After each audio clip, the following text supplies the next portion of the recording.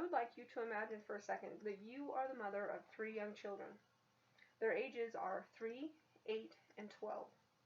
It's a hot mid-August day. You guys have all been inside. The kids are restless. You know they need to be outside. They need to be doing something. Where can you take your children of all 3 of those age groups and be able to watch them play safely? My name is Heather. I'm the mother of 2 young children, and I am a member of the community of Soda Springs. Today I would like to talk to you about the need for the community playground to be built in Soda Springs. First, I'd like to tell you a little bit about Soda Springs. Soda Springs is a community of about 5,000 people. It's about 45 minutes away from Pocatello. Currently, there are 3 playgrounds in Soda Springs. Each of them has old equipment, it's unsafe equipment, and each one was built specifically for a different age group. Now, the mother with the children 3, 8, and 12 would not be able to pick one of those parks in Soda Springs and feel that all 3 of her children would be able to play safely. So there is a group called Friends of the Soda Springs City Park, and this is a group of mothers that have gotten together, and they are pushing for this community playground to be built. Their mission is to enrich the lives of Soda Springs and surrounding communities by providing a safe, welcoming play area and splash pad for people of all ages and abilities. The Soda Springs City Park will host the community playground. The advantage to it being at the city park is that it's a centralized location. It's close to food, it's close to banking, it's close to salons, it's close to groceries, it's close to a movie theater. Almost all these things are within walking distance of the city center park. Now, the design of the park, of the playground I should say, it's all been input by the community. These mothers, when they thought of this idea, were talking to their children and, getting ideas from their children on what would go on. And this led to them wondering, well, what are other children going to want? What are other children's needs and desires?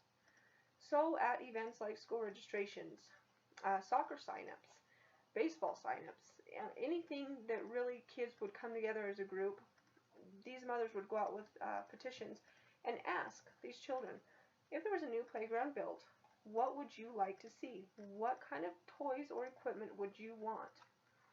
These children came up with things such as zip lines, trampolines, monkey bars, tunnels, and twisty slides, things that this community doesn't have currently.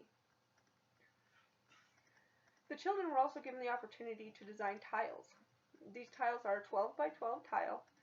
They were able to put their handprints or a handprint and a name on the tile, and in the designing of the community playground, these tiles will be incorporated into the final design, leaving a lasting impression for these children who are part of this build.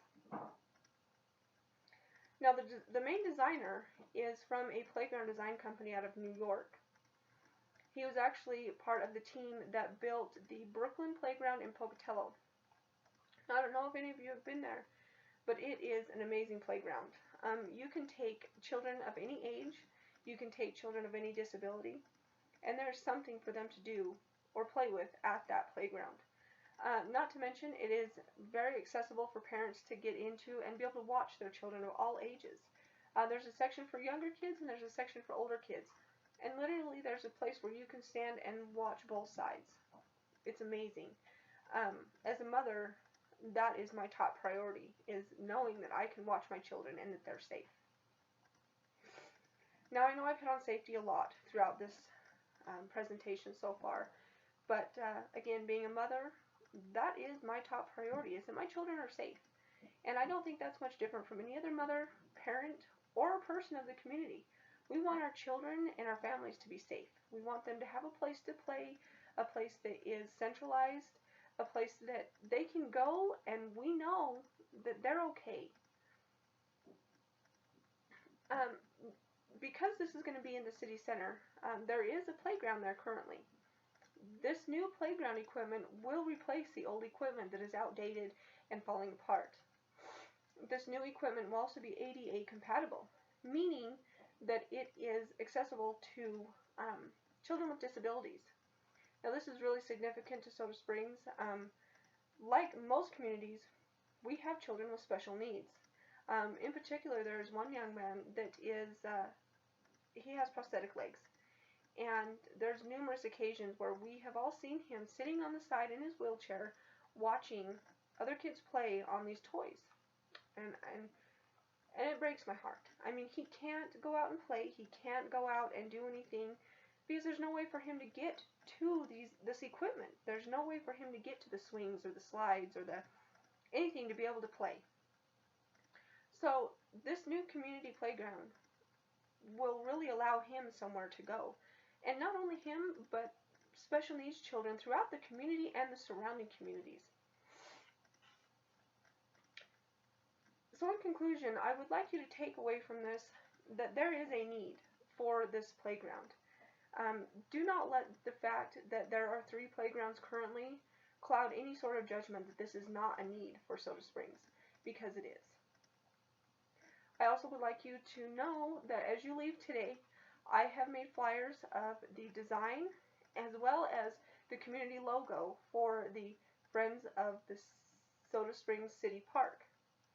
They are on your way out. I have some on the left side as you leave, as well as on the right side as you leave. So please feel free to take some of those, pass them out to your friends, get to know what is really going on in Soda Springs. Whether you live in Soda Springs or not, we know there's a need for this, and we know that people want to keep their children safe. Thank you.